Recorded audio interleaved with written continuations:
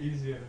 Welcome everyone to our third session of a Gita Coaching presentation on Krishna.com. Thank you for being online now, if you're online, whoever is there. Today's session is about goal setting, goals and goal setting. And goal setting is a very, very exciting topic. I have been teaching about goals for several years now in about 12 countries, mainly in Europe, and it's part of the Gita Coaching course. So whoever gets coach training, they learn about goals and goal setting, and that's one of the basic skills to set goals and to work on achieving goals.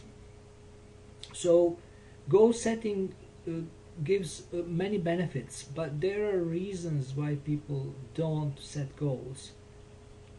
One of the reasons is that they're afraid that they were not going to achieve them, so they don't set goals. Then they maybe don't know how to set goals, or maybe they try to set goals but they were not able to work on them, or they forgot about them, or they were not able to achieve them, so they kind of gave up on setting goals and they're just living their life as it goes. But setting goals is very, very helpful if you do it properly, because it helps you focus and it helps you be more disciplined. And Srila Prabhupada, when he came to America, he actually had his goals.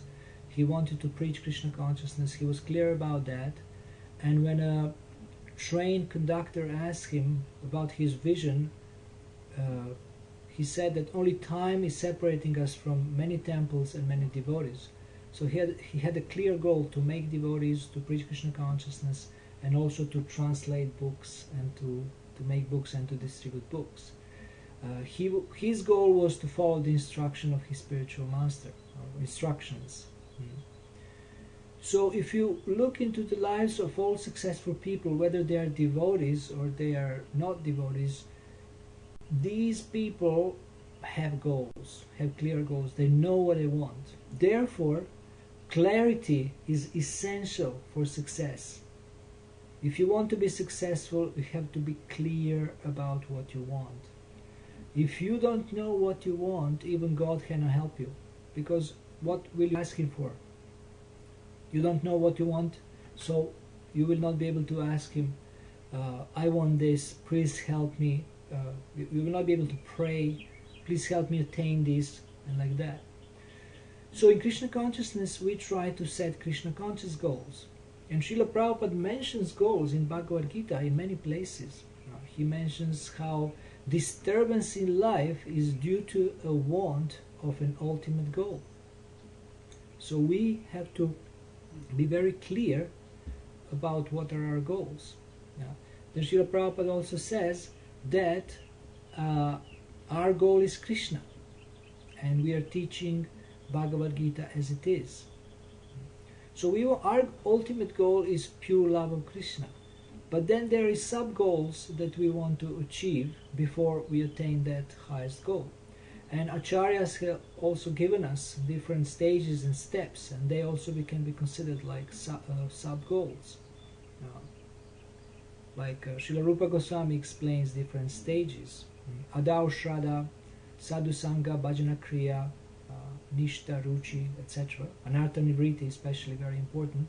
These are stages, so we also see them as goals. Like we first develop some faith in the association of devotees, then we want to take initiation, and then we want to consciously work on purifying ourselves and getting rid of different unwanted things that are in the heart. So we have, in Krishna consciousness, we have goals. We want to spread Krishna consciousness. We have preaching goals. Now, you can have your sadhana goals. So many devotees I'm coaching, they want to have sadhana goals. They want to get up early, chant their rounds in the morning, or come to the temple. Just like here in Alachua, many devotees are coming to Mangalarti. Like sometimes is about 50 devotees, sometimes more. So it's very nice to see. So these devotees have made up their mind that I'm going to come to the temple every morning and either do Pujari service or attend the kirtan and also attend the class. And they have so much benefit from doing that. Then you can have health goals.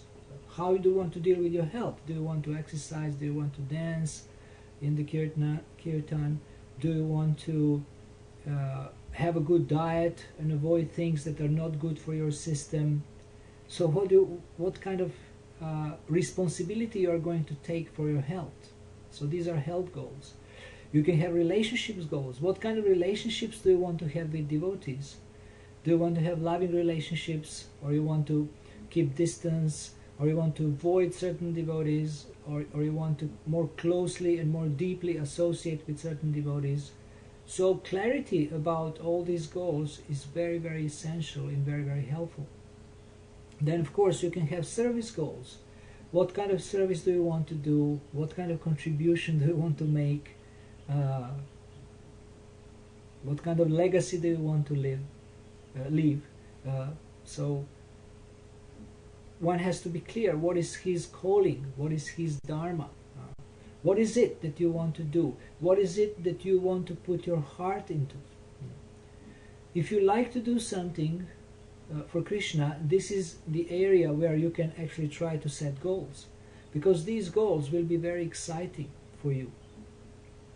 So it's very, very helpful to actually have goals. Goals setting will help you clarify your priorities. What are your priorities? What are the most important things? What matters most to you? Especially if you write down things, it will become clear. What do you want? And whether you really want, when you see it written down on paper, then you can really assess, do I really want this? Is this something that I really want to do? So write it down. And actually writing down goals is one of the most important instructions that any success teacher will give you. Why? Because when you write down a goal, something magical happens. Something is triggered in your consciousness or in your subconscious, and then when you write down your goals, throughout the day you're looking for different opportunities how to achieve your goal, and it becomes more imprinted in your consciousness, more part of your thinking, and somehow the likelihood of achieving goal is greater when you write it down. There was a case study in the Yale University many years ago. First they interviewed the graduates of 1 year, and then after 20 years they tried to find all these people, whoever survived, and they found that 3% of the graduates were more successful, had better relationships, more money, better health than the 97% of the students. And these people are of the same level of intelligence, same background, not big difference between them. But one thing is that these people who were more successful, they actually had written goals when they graduated. They were clear about what they want. So it's amazing. If this is really true, I can't prove it 100%. I heard this story many times. But if this is really true, then it's worth it trying to write down your goals. And writing down really help clarifying the details of your goals. Therefore, we have a SMART model for goal setting. And SMART model means specific, measurable, attractive, realistic, and time-bound. So the more specific the goal is, the easier it will be for you to focus on the goal. You can't hit the target you cannot see. So make it specific. What is your goal? Devotees say sometimes, I want to be happy in Krishna consciousness. But this is very broad. How do you want to be happy specifically? What do you want to do? How do you want to contribute? How do you want to feel in Krishna consciousness? Make it more specific. Then how would you measure it? Measurable. How do you measure this? So when will you know that you are happy? How specifically will you know? Maybe if you chant 64 rounds, or if you attend 2 kirtans a day, or if you really feel like goosebumps, or how will you know that you are happy? What will make you convinced that something that you can measure? Then attractive. If the goal is not attractive, you'll probably not work very hard to achieve it. So it's very important that the goal is attractive for you. So if some goal is not attractive, like you have to maybe finish some, I don't know, technical training for the computer, it may be very boring. But if you have this reward in your mind, and what is behind it, like today with one devotee, we have filling up the application form for a visa. So it's actually a very boring activity and very tedious. And then I said, well, imagine what will happen when you get a visa. You will have association of certain devotees, you will be with devotees who like you, then you will be able to make some spiritual advancement, get to serve the deities when you get into that country. And I just said, just relax and understand this actually boring activity is very, very beneficial. It brings you to a wonderful goal, and that's the visit to the temple and that country. So similarly, when we see what is behind certain things that are kind of sub-goals, then everything becomes favorable, everything becomes attractive and interesting. But we can set goals that are very clearly interesting, like if we focus on something that we would like to do. So I always ask devotees, what do you like to do in Krishna consciousness? Then they say, well, I would like to do so many things, but it's impossible. Well, Prabhupada said that impossible is the word in a fool's dictionary. So you can't say it's impossible. Srila Prabhupada says in several places, everything is possible by Krishna's mercy, then everything is possible by the mercy of a Vaishnava, everything is possible if you do sacrifice, and similar things. So if we believe in the power of God, and if we understand that if we connect with Him, then anything is possible for us, we can become instruments in His hands, then we can try anything and achieve anything. So therefore, nothing is impossible. So you can set any goal. Prabhupada said, shoot for the rhinoceros. Think big. We learned that. So why we are afraid to dream big dreams? Mainly because there's a fear of failure or fear of success. Some people are very much afraid of success, because once you become successful, there is more responsibility, there is maybe a temptation of fame or test that I'll become very famous, I'll become puffed up. There are different fears that people have.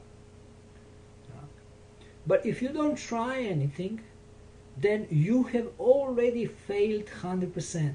So it's really foolish to not try anything because you're afraid that you will fail. But if you don't try it, you have already failed. And if you try, you might succeed. But if you don't try, then you have already signed, like a defeat. So it's important to try things. It's better to try something than to don't do anything and just sit and lament. In the Bhagavad Gita, it is described that Shudra laments. So if you want to be someone like that, then you can just sit and lament about what cannot be done. It's better to do something imperfectly than nothing perfectly.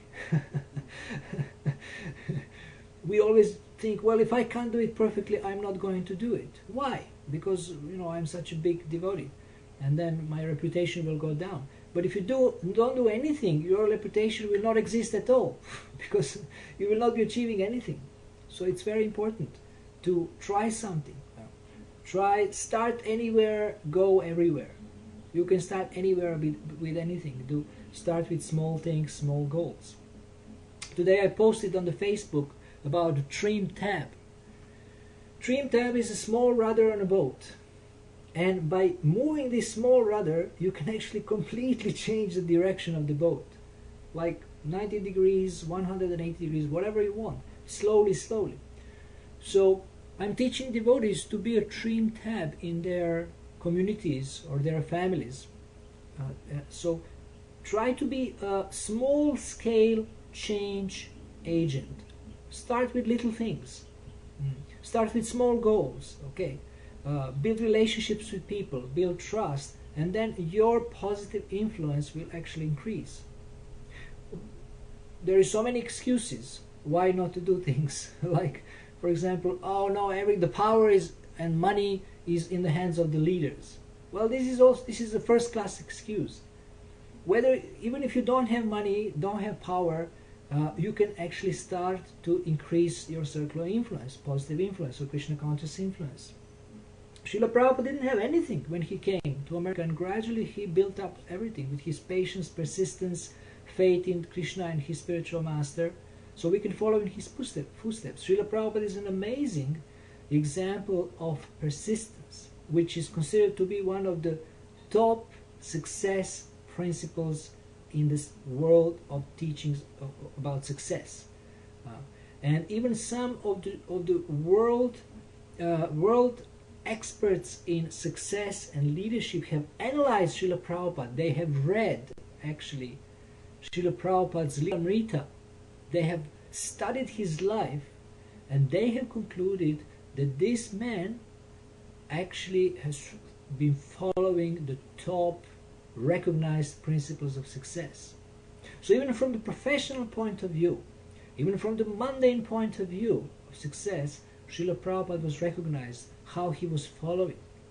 Just take, for example, marketing. If you listen to Prabhupada's lectures, every little success that ISKCON had, Srila Prabhupada would promote it, and in this way get more supporters.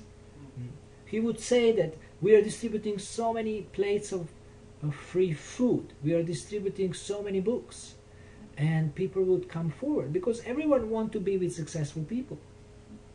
If you say we are distributing 5 plates of food every single day, who would be inspired with that? Or we are distributing 2 books a day, all over the world. But if people see, oh, these people are making a huge difference, they're distributing this wonderful knowledge, let us help them expand it. So Srila Prabhupada was doing marketing so much, and he was always very grateful. So, but he was very clear about his goals, what he wanted to do, and therefore he was able to actually involve other people in helping him achieve his goals, which are actually goals of his spiritual master. And so, going back to Krishna. So there is a saying, if you don't have your own goals, you will be working on other people's goals. So of course your goal may be to help your spiritual master achieve his goals, that's okay.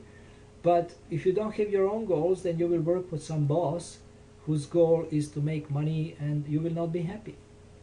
So what do you want to do in life? Probably you want to make a significant contribution.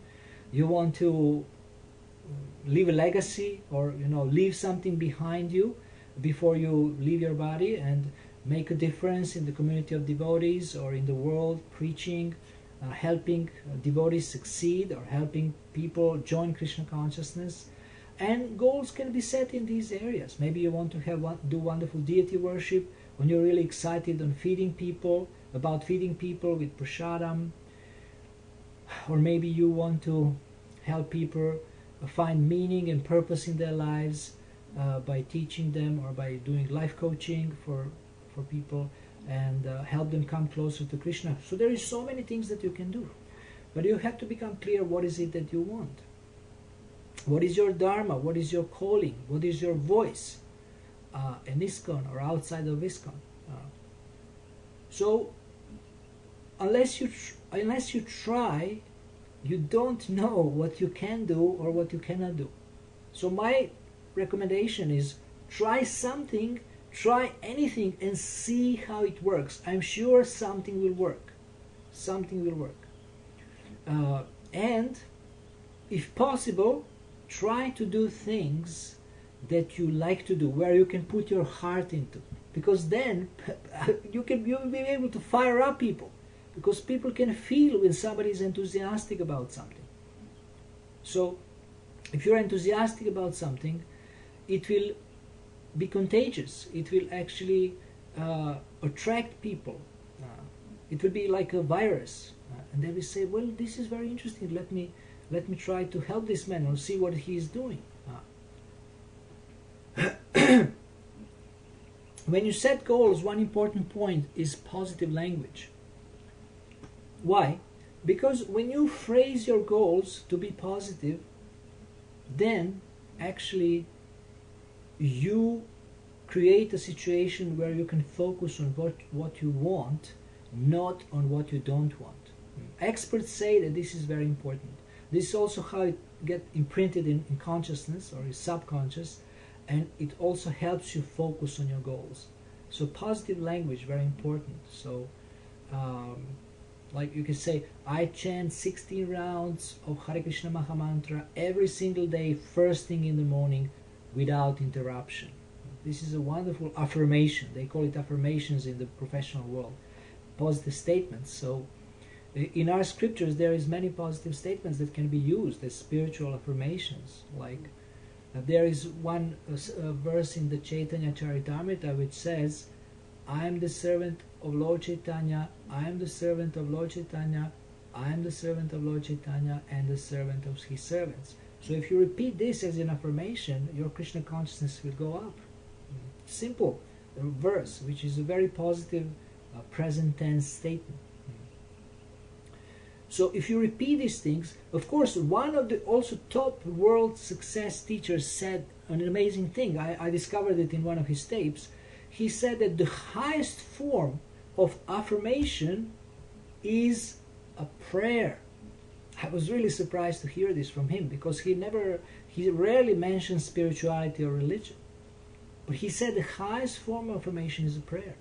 So if you don't like affirmations, you can create prayers. Mighty Lord, please help me chant my 16 rounds every single day first thing in the morning, and see what happens. If you are able to have darshan with the deities every day, then ask the deities, please, can you give me an ability to chant my 16 rounds first time in the morning every single day without interruption, and see what happens. Because deities, they wait for us to pray to them. Here in Alachua, wonderful deities, Sri Sri Radha Shyama Sundar, Sri Sri Gaur Nitai, Nishingadev, Lord Nishingadev. There is also picture of Krishna Balaram, and we are praying that Krishna Balaram manifest here so that they can be worshipped here. And there is a murti of Srila Prabhupada and Srila Bhaktisiddhanta on the huge altar.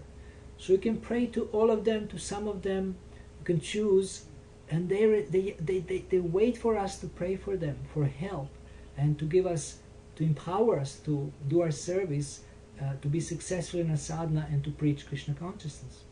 So they're available. Krishna has sent so many representatives, but we are not taking full advantage. This is our misfortune. So we have to take more advantage of what Krishna has given us. And then our goals, Krishna conscious goals, professional goals, family goals, will be more achievable. We will be able to achieve them and feel also that we are doing something. So my recommendation is to write down your goals and then make a plan how to achieve them, and do something every single day to actually move you closer to achieving your goals. You will feel a sense of momentum, you will feel a sense of progress, and you will feel good actually that you are doing something. And pray to Krishna for strength, for intelligence, but also when you are working on your goals, always try to learn as much as you can how to achieve goals, how to work better in your goals, how to find resources, how to find help. Anything that we want to achieve, we always can learn how to do it in a better and better fashion. So very important to have this learning mentality. So basically in coaching, what we are trying to do is help you to go from where you are to where you want to be, to set your goals and to achieve your goals. This is the process, the very simple process that actually coaching helps with. Once you're clear of what you want to do, we can actually make a plan, define what will be the path of achieving these goals. We can look into different obstacles that may come there, and also decide how to work on overcoming them, and then try to achieve a result. So we say that the success means Krishna's mercy, personal effort plus Krishna's mercy equals success. I have posted it also on Facebook the other day, and one devotee commented that actually in Mahabharata, Arjuna has said the same thing.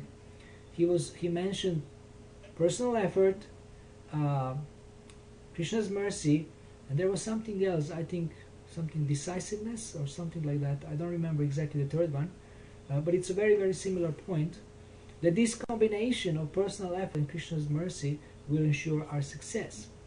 This is the difference between Krishna consciousness and the outside success teachings, because they basically tell us that we are the doer, but we know that we are not the only doer. We have to make an effort, and then there is the element of Krishna's mercy. We know that Krishna is Upadrashta Anumanta Cha, he is the overseer and permitter.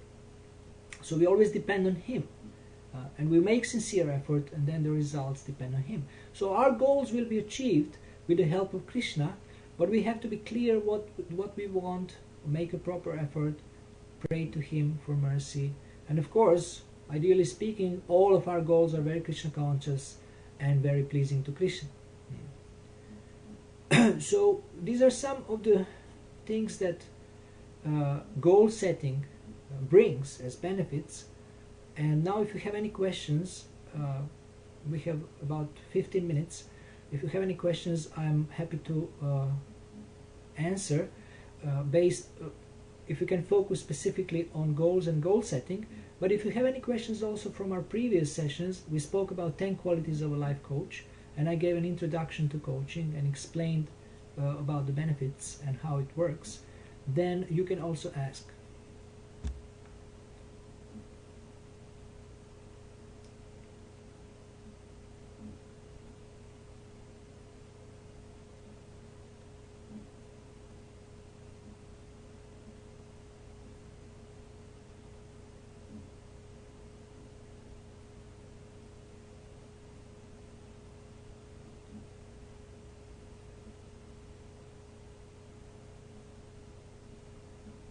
Okay, Shelter 108 is saying, my main goal now is to find a spiritual master and get initiated, but I'm far from any devotees or temples. So if you tell me where you live, I can try to contact devotees who may contact you and help you get in touch with the bona fide spiritual master, or at least start the process of qualifying to get initiated, and be in touch with some of the local authorities who will then recommend you or who will help you find the spiritual master. So if you tell me where you are, Omaha, Nebraska. Okay. Okay, so I'll write this down. Are you Daniel? I remember you.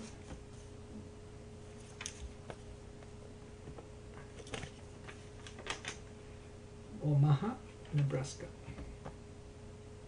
Yes, you're Daniel. Okay. Omaha. So I'll ask around and see who is nearest. Tell me some other states. They're near Omaha. Omaha is a state, isn't it? Nebraska. Oh, Nebraska, sorry. Nebraska is a state. Bhakti Carol. Question. Could you describe relationship between Srila Prabhupada's persistence and Krishna ultimately being in control?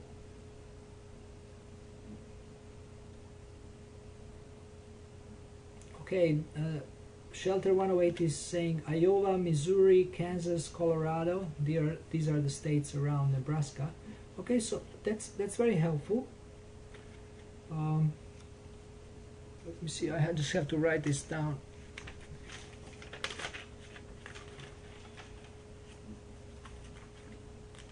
Okay, please be patient. Those who have asked me questions, I just want to write this down so that I can help him connect. So, Iowa, Missouri, Kansas, Colorado. Okay. So, Srila Prabhupada's persistence, the question was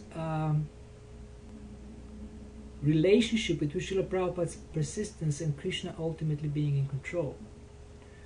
Well, Srila Prabhupada was very, very persistent. He had few heart attacks when he was on the Jaladuta steamship, and he still made it, and he started there, and he just tried. If you see it, if you look at his prayers, mark in Bhagavad Dharma, I can also send you these prayers, then he was praying in one sense very desperately and helplessly. He didn't know what will come out of the whole thing because people were so ignorant. And gradually, Krishna helped Srila Prabhupada, and people started coming to him. So basically, persistence of a devotee and Krishna's approval of the results will bring success. We can make an effort, but there may be no result in the beginning. I had this experience so many times. Like, try to preach to someone, they say, well, I'm not interested in this and that. Then they come to you after a few months, they say, what is it that you were saying? Can we speak about again? So I think every investment in Krishna consciousness pays off somehow. And you never know where the result will come from. Bhaktin Carol is asking, when setting our goals, should we be interested in outcome or attached to outcome? Should we be result-oriented? This is an excellent question because professionals teach you that to be result-oriented, and Bhagavad Gita says, don't be attached to results. so it's like, pew, to blow your mind how to combine the two. I think we should desire a result for Krishna, and in that way everything is taken care of. We want the result, but not for our own sense gratification. We want to please Krishna. And whether the result is coming or not, we don't know because we are not the ultimate controller of results.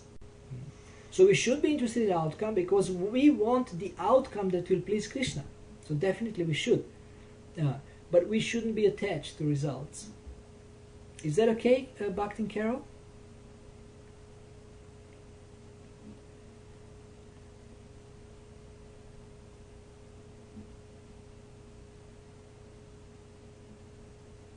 Thank you. Thank you. Okay, Bhakta Patrick, I will be leaving for marching band camp in the last week of next month, and the whole week is very hard physically, and I worry I might not have enough energy to wake early and chant my rounds in the morning. Do you have any ideas that might help me stay attentive and chant my rounds?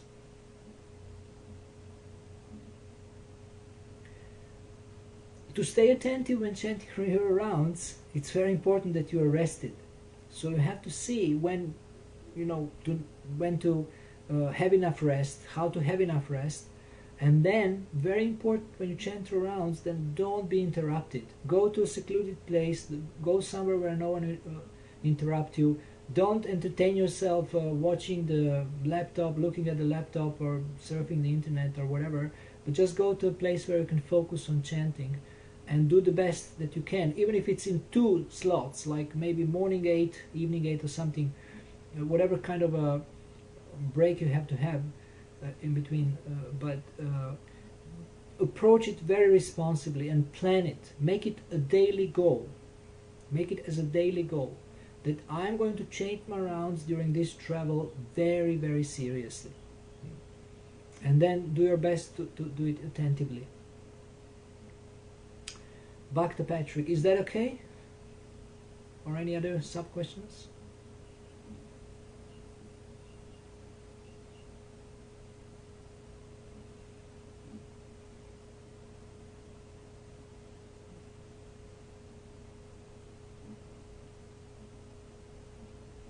By the way, thank you for your questions. They're very nice. And if you would like to ask me more questions, okay, Dr. Patrick says yes. Thank you very much. I will give you my email here.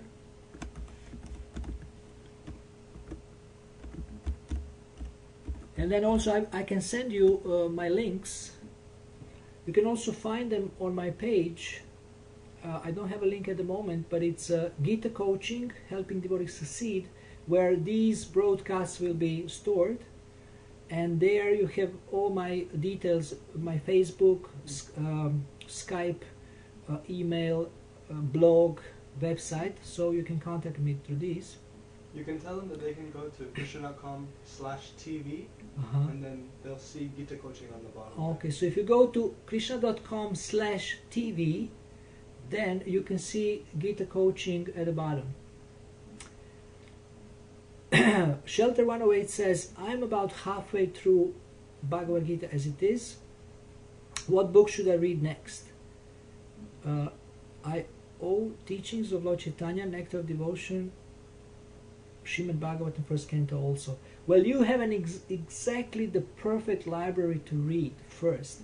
Srila Prabhupada has recommended as most important books Bhagavad Gita, Srimad Bhagavatam, Chaitanya Charitamrita, and Nectar of Devotion. Now he also recommended that the smaller library that you can read is Bhagavad Gita, first canto, Nectar of Devotion, and Teachings of Lord Chaitanya, which is a summary of the Chaitanya Charitamrita. So you have a perfect library, and I would recommend that you read the next first canto of the Srimad Bhagavatam. And then you can choose whether you want to read next Nectar of Devotion or Teachings of Lord Chaitanya. Krishna book also, exactly. Yeah, that's a perfect library, these 5 books. But I would, when you finish the Gita, I would definitely recommend you dive into the first canto, because first canto is so powerful, and Prabhupada actually wrote it very comprehensively because he didn't know how long he's going to live. So he put so much in the first canto. It's like a, like a spiritual time bomb or atomic bomb. It's such a powerful book. Yeah. Okay. Yeah. So you have a perfect library. Yes. Okay. So we have 7 more minutes for our broadcast, and if anyone has any more questions. And yes, please feel free to contact me. I love to receive emails. I also post a lot of things on the Facebook. My Facebook is Akrura Dasa, and you can find audios, pictures, daily quotes. You can find some videos. I don't have many videos, but at least I put some links there. So I'm trying to provide so many things to help devotees succeed. And I also give courses, so if you know anyone interested in Gita Coaching courses and or similar content like this, then I can also come to a place. I will be in America until 28th of July, so it's another month, and I can also come and give a course. I also give courses on leadership. I give courses about a spiritual guidance system, if you want to establish a spiritual guidance system in your temple. And also I can give some other types of courses connected to these topics.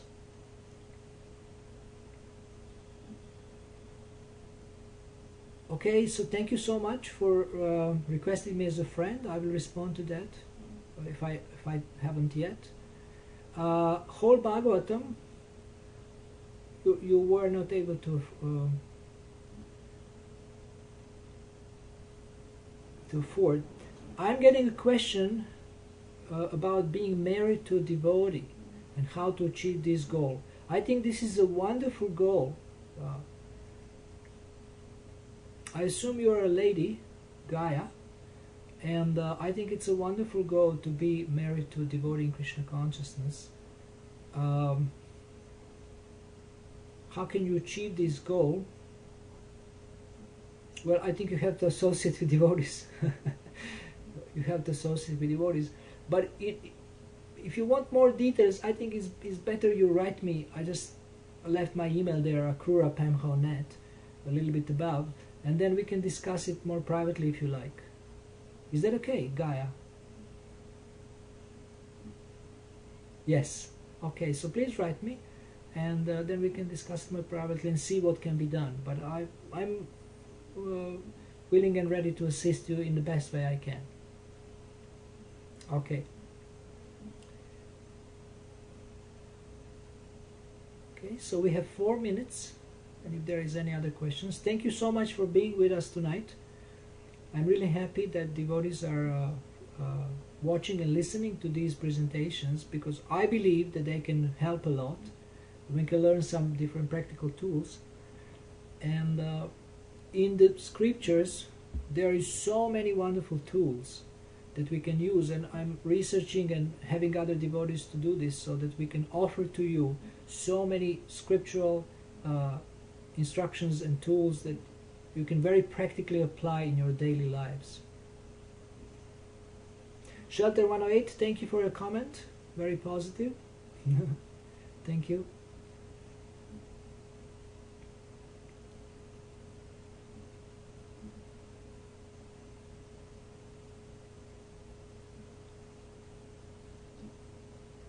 So I want to finish.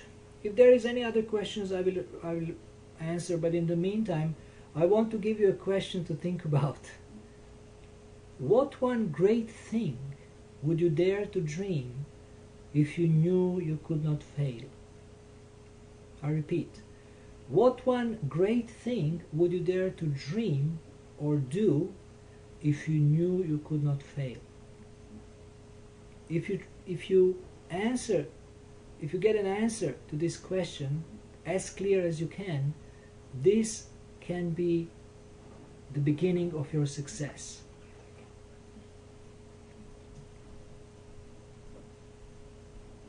Thank you very much. Hare Krishna.